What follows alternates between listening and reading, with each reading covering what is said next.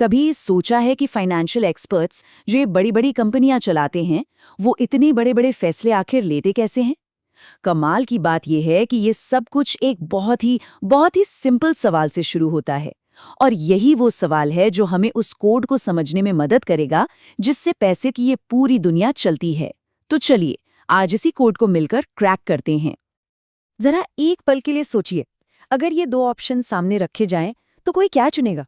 एक तरफ है पक्के 100 रुपए, मतलब कोई रिस्क नहीं, और दूसरी तरफ एक सिक्के को उछालने जैसा है, या तो सीधे 200 रुपए मिलेंगे या फिर कुछ भी नहीं। फैसला क्या होना चाहिए? देखिए, यहाँ दो रास्ते हैं और जो भी चुना जाएगा उससे सब कुछ बदल सकता है। लेफ्ट साइड में है सुरक्षा, एक गारंटी वाला इनाम, और राइट साइड में है रिस्क। एक बड़े इनाम का चांस तो है, लेकिन सब कुछ गंवाने का खतरा भी उतना ही है।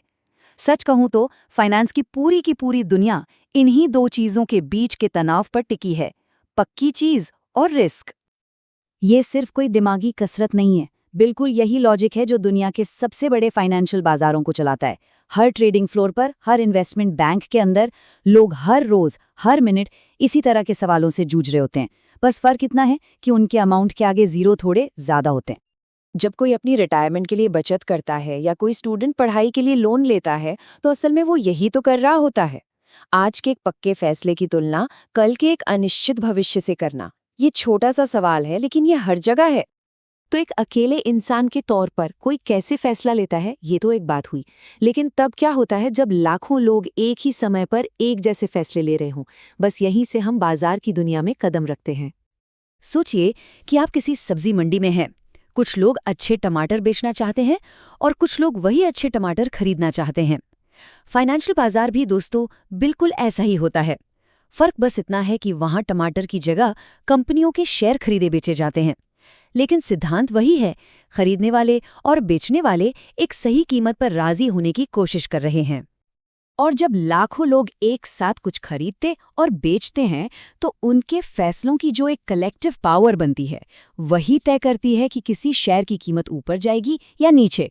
यही तो है डिमांड और सप्लाई का जादू, जो हमारे चारों ओर की दुनिया को असल में आकार देता है।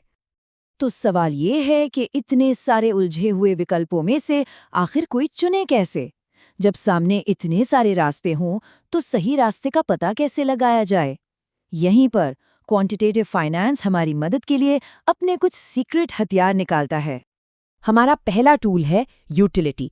ये बस किसी चीज से मिलने वाली खुशी या संतुष्टि को नापने का एक फैंसी तरीका है। जैसे सोचिए कि गर्मी के दिन में किसी को बहुत तेज प्यास लगी है। उस पहले ग्लास ठंडे पानी से जो संतुष्टि मिलेगी वो बहुत ज्यादा होगी। बस यही यूटिलिटी है। और हाँ, ये हर किसी के लिए अलग अलग होती है। और यूटिलिटी के बारे में एक बड़ी मजेदार बात है। सीधी सी बात है, हम इंसानों को हमेशा थोड़ा और चाहिए होता है। ये हमारी फितरत में है, और यही वो चीज है जो अर्थव्यवस्था के पहिए को लगातार घुमाती रहती है। हमारा दूसरा सीक्रेट हथियार है एक्सपेक्टेड वैल्यू, यानी कि अपेक्षित मूल्य। ये गणित का इस्तेमाल करके ये पता लगाने का तरीका है कि लंबे समय में कोई जोखिम भरा फैसला कितना फायदेमंद हो सकता है। जैसे अगर एक सिक्का उछाला जाए और हेड्स आने पर 200 रुपए मिलते हैं, तो एक्सपेक्टेड वैल्यू ऐसे निकलेगी। 50% चांस है कि 200 रुपए मिलेंगे और 50% चांस है कि 0 मिलेंगे। तो जवाब हुआ 100 रुपए। अब जरा इस स्लाइड को ध्यान से देखिए। हमारे पास दो पोर्टफोलियो हैं, ए और बी। दोनों के नतीजे अलग अलग हैं, लेकिन जब हम इसका गणित करते हैं तो दोनों का एक्सपेक्टेड वैल्यू एकदम बराबर 13.33 आता है। मतलब मैथ्स के हिसाब से तो ये दोनों ऑप्शन एक जैसे हैं। पर क्या ये सच में एक जैसे हैं? क्या चुनना चाहिए, जरा सोचिए। और ठीक जब ऐसा लगे कि जवाब मिल गया है, तभी खेल बदल जाता है। फाइनेंशियल दुनिया में कुछ भी हमेशा के लिए नहीं रहता। क्या होगा अगर कोई नई जानकारी सामने आ जाए और ये संभावनाएं बदल जाएं? और ये देखिए, नई संभावनाओं ने सब कुछ बदल कर रख दिया। पोर्टफोलियो ए का एक्सपेक्टेड वैल्यू अब बढ़कर 13.75 हो गया है। अब तो नंबर साफ साफ बता रहे हैं कि पोर्टफोलियो ए बेहतर विकल्प है। तो केस क्लोज्ड? शायद नहीं।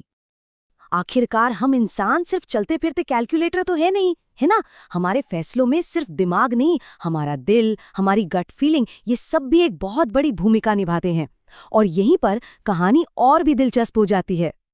तो अगर गणित साफ साफ कह रहा है कि एक ऑप्शन बेहतर है, तो कोई भी दूसरा ऑप्शन क्यों चुनेगा? क्या वो लोग पागल हैं? जी नहीं, बिल्कुल नहीं। इसका जवाब इस बात में छिपा है कि हम सब लोग जोखिम को यानी रिस्क को कैसे देखते हैं। हर कोई रिस्क को अलग तरह से महसूस करता है। जो रिस्क एवर्स होते हैं वो मन की शांति के लिए थोड़ा कम मुनाफा लेने को भी तैयार रहते हैं।